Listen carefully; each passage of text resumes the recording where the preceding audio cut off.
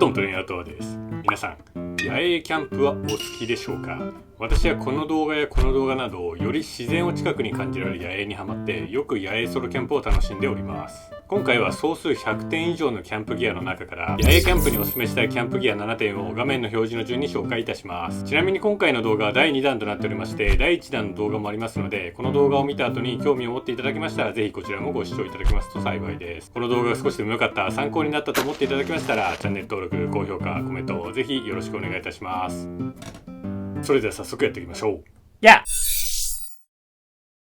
1つ目の買ってよかった野営キャンプギアは DD ハンモック社の DD タープでございます。 DD ハンモック社はですね、イギリス初のアウトドアブランドで、特にハンモックやタープが人気のメーカーです。オートキャンプでタープっていうとポールとセットになっている日よけのこういったタープを思い浮かべる人が多いと思うんですけれども、これはこんな感じですね。布1枚とあとは付属のペグとロープが数本入っているというものでございます。でサイズがいくつかあって非常に迷ったんですけれども、3メートルだと雨を受けることを考えるとちょっと小さすぎるのかなというのと、4メートルは逆にソロがメインの私にとってはちょっと大きすぎるのかなというので、ソロでもデュオでも使える万能サイズの 3.5×3.5 というものを選びました。で構造は非常にシンプルなんですけれども、合計19箇所にループがついており、様々な貼り方に対応が可能です。で耐水圧 3000ml 以上の防水仕様で雨天時もバッチリ、リップトップナイロン素材で破れにくく頑丈、色味も落ち着いた森にマッチする色なので、まさにワイルドで武骨なキャンプをする方におすすめのキャンプギアとなっております。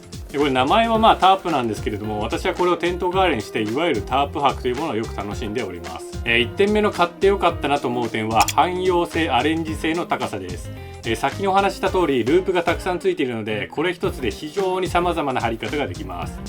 まだ全部は試したことないんですけれども、ステルス張りだとかパスファインダー張りだとかダイヤモンド張りだとか、この辺りは実際に私も貼ったことがあります。これだけ貼り方があると毎回どの貼り方にしようかなってすっごいワクワクしますし、いろんな貼り方を覚えるたびに自分のキャンプスキルがアップしてる気がしてとっても楽しいんですよね。また様々な貼り方にはその環境で適したものがあり、例えば私のお気に入りのステルス張りではフルクローズにはできないんですけれども、屋根が作れてしっかり雨風を防ぐことができますし、パスファインダー張りは居住空間は少し狭いもののフルクローズにして冬でも快適に過ごすことができます。 A フレームという貼り方で全面を跳ね上げればバイクをタープの中に収納して雨から守ることも可能です。普段買うテントって結構高いし何個も買えないじゃないですか。でもこれは1個でこんだけバリエーションがあるので、これ買えばもう 7,8 個テント買ったようなもんですよね。2点目の買ってよかったと思う点は手軽さです。まず設営がね本当に楽です。もちろんどの貼り方をするかにもよるんですけれども、ビークフライ、ダイヤモンド張り、パスファインダー張り、ステルス張りなど、基本的にポールが1本あれば設営できるものが多いです。大体普通のテントだと最低でもポールって2本いりますよね。で貼り方さえ覚えてしまえば普通のテントを建てるよりは短い時間で設営が完了します。設営撤収時間が短く済むとより長い時間キャンプを楽しめますし、夏に汗だくにならずに済むのもありがたいですね。そしてこのタープはこのサイズに収まるので、普通のテントよりかさばらず軽量であるというのが非常にいいです。ポールを現地調達するとなると必要なのはこのタープのみですので、野営、キャンプツーリングなどでは非常に重宝されるかと思います。デイキャンプでちょっとした日よけを作りたいみたいな時にも使えるこの手軽さは、他のテントやタープにはない魅力だと思います。3点目の買ってよかったと思う点は見た目のかっこよさです。何よりこの見た目ですよね。もう見た目のかっこよさがもう半端ない。もうこれは他のどのテントにも出せない独特の味を出していると思います。特に私の好きなこのステルス張りを見てください。このかっこよさ、武骨さ、普通のキャンプ場とかだと逆に浮いちゃうっていう感じはあるんですけれども、森の中やワイルドめなキャンプ場とかでは本当にマッチしますよね。ちなみに私は同社が販売する DD ハンモックも持ってまして、このハンモックと DD タープを合わせて貼るとさらに武骨でかっこよくなるんです。気になる点を挙げるとすれば、スカートのような機能はないので、冬場に使用したい場合は落ち葉や石を詰めるなどして風対策をする必要があります。そういう工夫もですね、野営では楽しみに変わるんですけどね。あと先ほど軽量と言いましたが、重量が実は約 1kg あります。これを重いと捉えるか軽いと捉えるかは、キャンプスタイルによりけりかと思いますが、徒歩キャンプや UL キャンプ以外であれば、そこまで重くないといった印象でしょうか。ポールやペグを落ちている木で代用すれば軽量化することはできますし、この布1枚からこんな立派で武骨でかっこいい基地が作れてしまいます。これでちゃちゃっと基地を作っている姿を女性に見せればモテること間違いなしですね。はい、2つ目の買ってよかった野営キャンプギアはフューチャーフォックスのグランドシートでございます。キャンプをする上でグランドシートは快適性や耐久性を左右する重要なアイテムです。テントやタープの下に敷くことで地面からの湿気や汚れを防ぎ、装備の寿命を伸ばす役割も果たします。私はこれは主にですね、バンドックのソロベースだとか、先ほど紹介した DD タープの下に敷いて使用をしております。もちろん荷物を一時的に置いたりだとか、車の荷台に敷いて使ったりだとか、緊急時には雨よけとして使うこともできるかと思います。これは12オンスの帆布生地で非常に頑丈に作られていて、パラフィン加工で水を弾いてくれるので、雨の時とか地面がぬかるんでいる時でも使える安心設計です。また端っこ4箇所にハトメがついているので、ペグを刺して風で飛ばないようにすることも可能です。1つ目の買ってよかった点は見た目の良さでございます。グランドシートって非常に様々なメーカーから非常に様々なタイプが販売されているんです野営にマッチしそうなものを探そうとするとなかなかないんですよね。カーキとか茶色のものはあっても素材がチャッチくてちょっと武骨さが足りないなとか、耐久性どうなのかなって思うものも多い印象です。ただこれはやっぱりね、この色味そしてこの生地感も相まってとっても武骨でかっこいいんですよね。バンドックのソロベースとほぼ一緒の色なので合わせて使うと武骨さもマックス。他の群幕テントも大体カーキの色が多いのでどのテントとも合わせやすくなっているかと思います。2つ目の買ってよかった点は機能性でございます。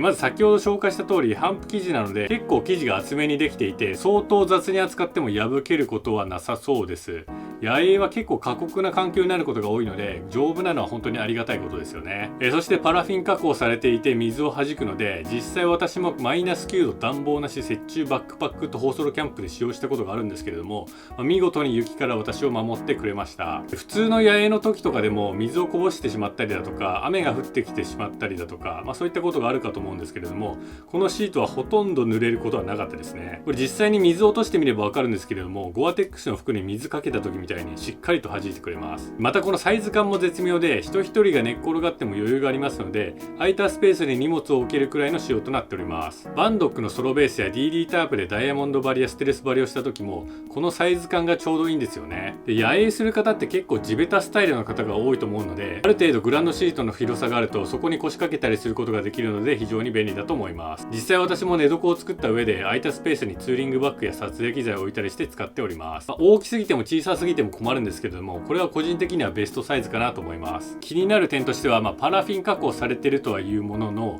これをですね6月の梅雨の時期に雨の中私は使用してしまって、しかもそれをですね長時間乾かさずに押し入れに入れたままにしておりました。そしたらですね一回カビが生えてしまったことがあります。さすがにそれはそうだろうって感じなんですけれども、保管方法に関しては少し気をつけた方がいいかなと思います。それを経験してもですねもう一回全く同じものを私買ったんですよ。ってことはですねやはりこの機能性と見た目の良さは非常にやっぱりね自分自身が気に入ってたんだなって改めて感じました。ちなみに私が2回目に買った時なんですけれども Amazon で写真付きのレビューを投稿したら皮膚希望をいただくことができました。太っ腹ですよね。で1個前のこの動画でお話ししたんですけれども、メーカーによっては星を5個でレビューをすれば500円とか1000円あげますよっていう策略を立てているところもあるんですよ。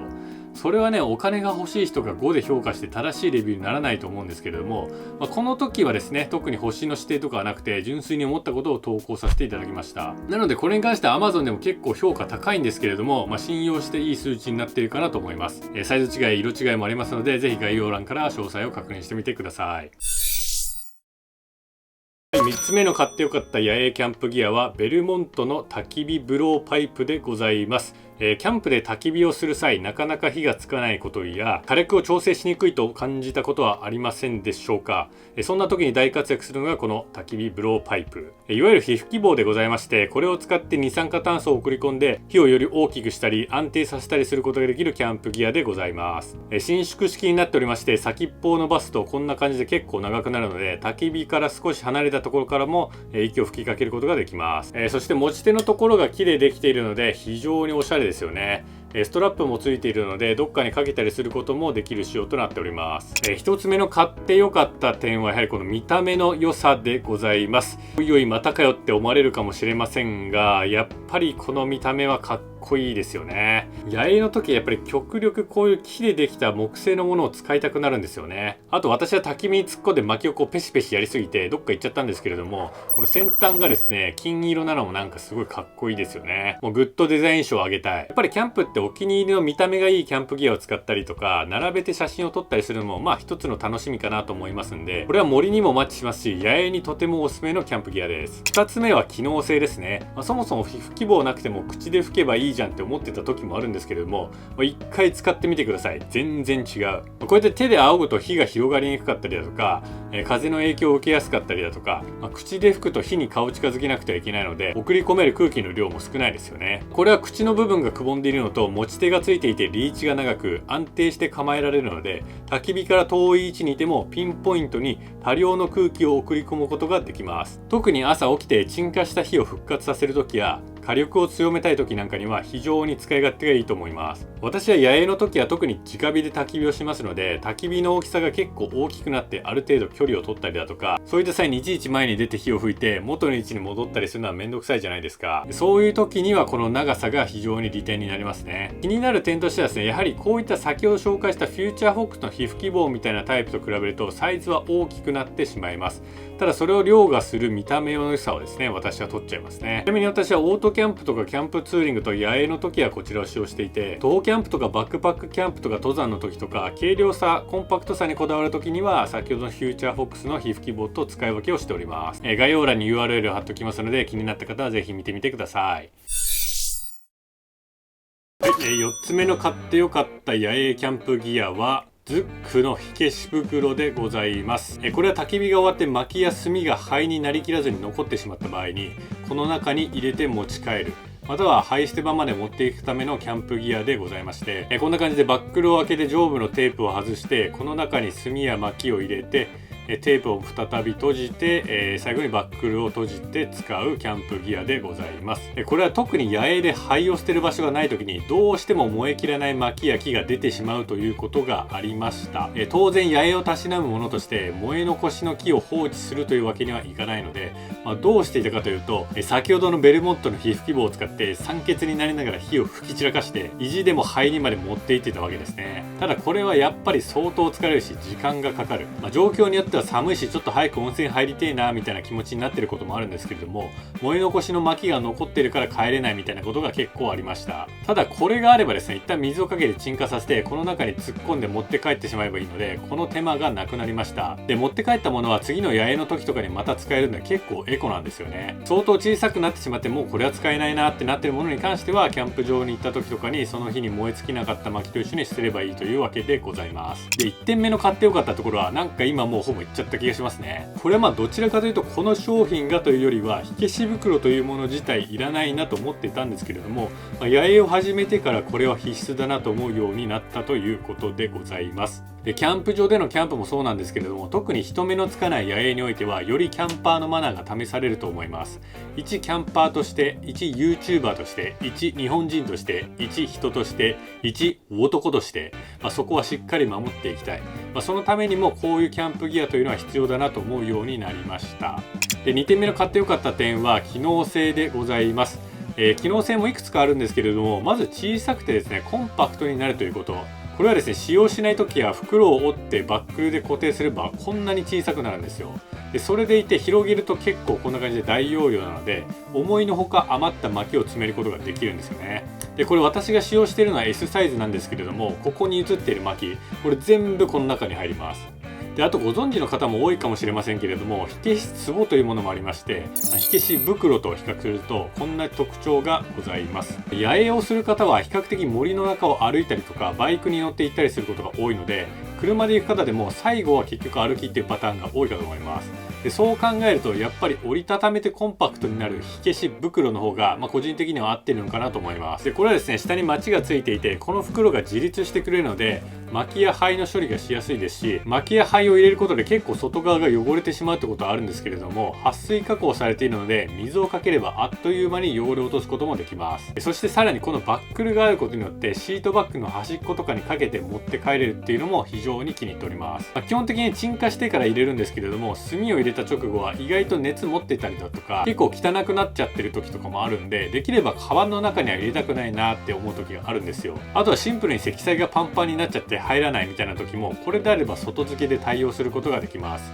これはですね、地味にありがたい機能なんですよね。ちなみに火消し袋では全キャンプさんのものをお勧めしている方が結構いて、これもとっても良さそうなんですけれども、上部にバックルがついていなくてちょっと外に固定するのには心もとなそうだなと思ったのと、紐が黄色いのがあんまり気に入らなくて私はこちらにしました。ただその後ですね、この色違いでカーキのものが出たようなので、野営における見た目っていう意味ではこちらもいいかもしれないですね。一応両方概要欄に貼っておきますので、気になった方はぜひ見てみてください。5つ目の買ってよかった野営キャンプギアは36工房さんのファイヤースターターでございます。一応説明しますと、これは焚き火の着火の際に使用するものでございまして、このストライカーと言われる部分をこの部分にこすって火花を散らして麻紐や木くずに火をつけるというものでございます。ライターやマッチは雨で濡れてたりだとか放置してると湿ったりしていて使えなくなることもあります。そんな時に頼りになるのが確実に火花を飛ばせるファイヤースターターということでございます。ぶっちゃけターボライターとか着火剤使えばいいだけの話なんですけれども、こと野営においては特にロマンじゃないですか。ロマンじゃないですか。これですね、こういう専用の入れ物もついてきて結構見た目に反してですね、軽いんですよね。あと手持ちの部分は出ました。木製となっております。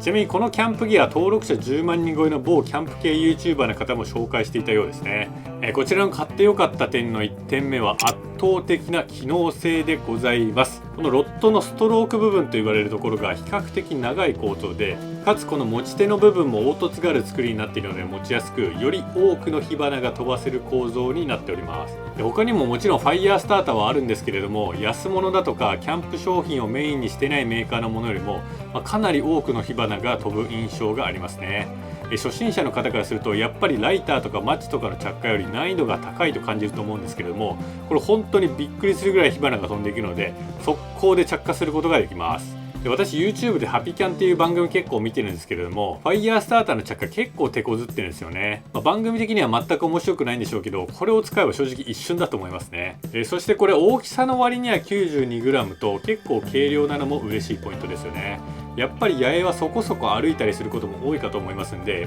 荷物が軽いに越したことはないじゃないですか。でまたこの部分が結構太いので合計でなんと1万5000回も擦れるみたいですね。多分私が死ぬまでに使い切れないので、まだ見ぬ将来のフィアンセとの間に生まれる予定のリトルトレーニーアウトドアにも引き継げちゃうかもしれません。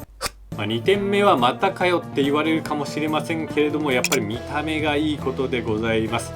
いや、かっこいいですよね。これやっぱね、木製の部分がね、野営にもマッチしますよね。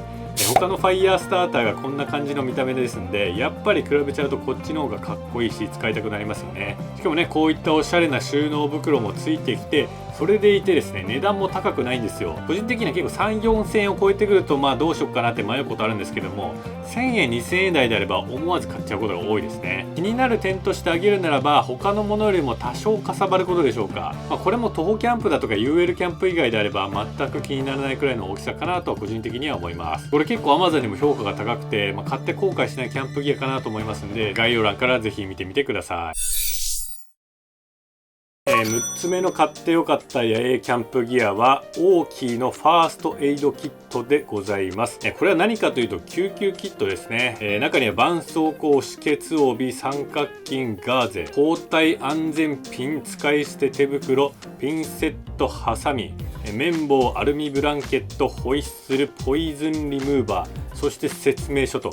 これだけ小さい入れ物の中にこれだけのものが入っております。これは防災士という資格を持っている方が監修作成したものらしく、Amazon でもかなり評価が高かったので購入をいたしました。いざという時のね、怪我した際などに使用するものでございます。1点目の買ってよかった点は、とにかく安全に関するリスク回避ができるということでございます。これはこの商品がどうこうというよりは応急キットの話になってしまいますが、私はこれを毎回ですね、野営の時は持っていくようにはしております。幸いまだ使ったことはないんですけれども、野営をしていて危なかったなと思うことは2回ほどありました。で、1回目はですね、本当に森深く誰も来ないような場所でハンターカブに乗って野営をしていた時に、ハンターカブでですね、坂道が登れなくなってしまって、身動きが取れない状況になってしまった時がありました。自分自身は身動き取れたので助けを呼びに行くことはできたんですけれども、これがもしですね、自分自身がバイクと同じような状況になった時には、これはもうおしまいだなとふと思ったわけでございます。特にそこはですね、携帯の電波が届かなかった場所であったこともありますし、携帯の充電がなくなるってことも考えられますので、この時改めてですね、野営のリスクについてよく考えるようになりました。2回目はですね、次に紹介するハスクバーナーの斧をですね、使用していた時に、危うく手を切りそうになってしまいました。この時はですね、野営おすすめギアの第1弾でも紹介したグリップスワニーの G1 をつけていて、なんとか危機一髪大丈夫だったのですが、やはり野営は周りに助けてくれる人がいない、そして電波がないといった状況のことが多いですので、万が一という時に自分の身を自分で守るということが非常に重要だなというふうに実感するようになりました。やはり一番よくあるのはですね、ナイフだとかノコギリだとか斧だとか、そういった刃物類をですね使ってブッシュクラフトをしている時に、手を切ってしまうということかなと思います。ナイフノコギリあたりであればなんとかなるかなと思ってたんですけども、先日購入したやはり斧ですね、もうこれに関してはもう結構やらかすと取り返しのつかないレベルの怪我になるなという印象がありました。そういった際のですね、止血帯、絆創膏入っております。あとは野営ですと森の中を移動中に足をくじくだとか手首をついてしまって痛めるとか、そういったこともあるかと思います。そういった際の包帯、三角巾入っております。そして野生動物、私も鹿、猿、ハクビシン、ヘビ、イノシシ遭遇したことあります。中には毒を持つ動物もおります。そういった際のポイズンリムーバー入っております。そして先ほど申し上げたように身動きが取れなくなってしまって助けを要することあるかと思います。そういった際のホイッスル入っております。あとなんかひげが急に気になってきたなという時あるかと思います。そういった際のピンセット入っております。そして最悪はですね、クマと遭遇するなんてこともあるかと思います。そういった際の筋肉備えております。これだけ持っておけばですね、何も装備のない無課金ユーザーよりはよっぽど安心なのではないでしょうか。2点目の買ってよかった点は軽量コンパクト圧倒的コスパです。これ実はですね、同じ会社からちょっと内容物とかケースが違うものが販売されているのですが、私はこの一番コンパクトなサイズを選びました。というのもですね、内容物は先ほど紹介した通り必要十分ですし、何より野営する時のザックはお気に入りのキャンプギアがいつもたくさん入ってますよね。入りきらなくてなのかおしゃれ要因でなのかは分かりませんが、ザックの外にキャンプギアを吊るしている人もよく見ます。そんな中でこういった予備的なものでザックの容量を圧迫したくはないですよね。これであれば小さい上かなり軽いので、ザックのポケットや隙間に詰め込んで持っていくことができます。注意点としては、これ自分への戒めでもあるんですけれども、これ持ってても使い方がわからないと意味ないです。私もサラリーマンならね、よく職場で応急救護の講習とかあるんですけれども、あなたは救急車を呼んでください、あなたは DOD を持ってきてくださいみたいなやつですね。ああいう風にですね、定期的に自分で緊急時に対応できるようにお勉強をしなくては意味がないということですね。一応説明書入っておりますんで、こういったものを参考にですね、いざという時に備えておくといいかと思います。近年は自然災害への備えとして防災セットを用意するご家庭も増えてきているかと思います。この応急セットもですね、そういった災害時にもご利用可能かと思いますので、気になった方はぜひ概要欄の URL から見てみてください。